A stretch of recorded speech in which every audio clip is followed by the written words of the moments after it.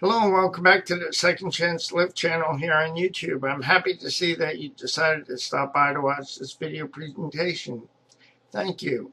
In today's video presentation, I'm going to be sharing an article that I wrote several days ago. I create video presentations of my articles to empower individuals who learn more effectively through listening and watching.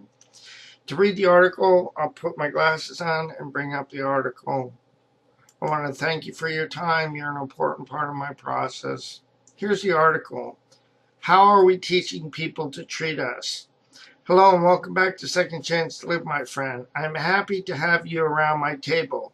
In the past several articles and video presentation, I have shared what I believe is limiting and undermining individuals who are presented with a diagnosis and a prognosis.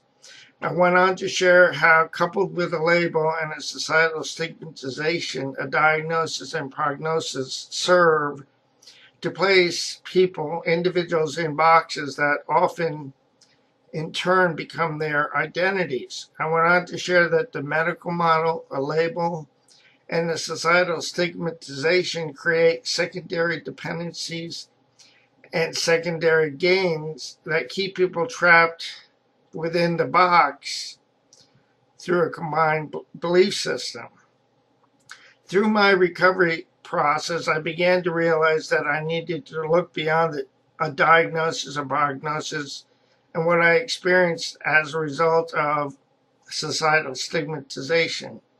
With my awareness, I began to realize that I was not a diagnosis, a prognosis, or a label. I began to realize that my identity lied in the road before me. I began to realize that how I treated myself and allowed other people to treat me strongly contributed to how I saw myself. With my awareness, I realized that I needed to examine the beliefs that I held about myself. Through my recovery process, I discovered that I had been using huge amounts of time and energy to maintain beliefs that both limited and undermined who I was as an individual and my potential. Through my recovery process, I discovered that these limiting beliefs held me hostage in a box. Through my recovery process, I discovered that these limiting beliefs served to undermine my self-esteem, self-worth, and self-value. Through my recovery process, I discovered that these limiting beliefs taught me how to treat myself. Through my recovery process, I discovered that these limiting beliefs that I held about myself also taught other people how to treat me. Through my recovery process, I discovered that I needed to change these limiting beliefs so that I could reteach both myself and other people how to treat me.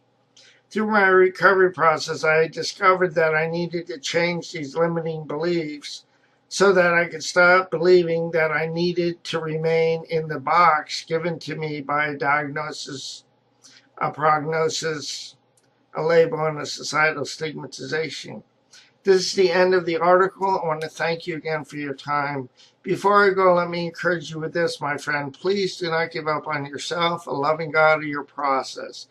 More will be revealed to us in time. The pieces of the puzzle will come together in the correct order and at the right time. I'll say so long for now. Have a great day, and God bless both you and your family. So long now.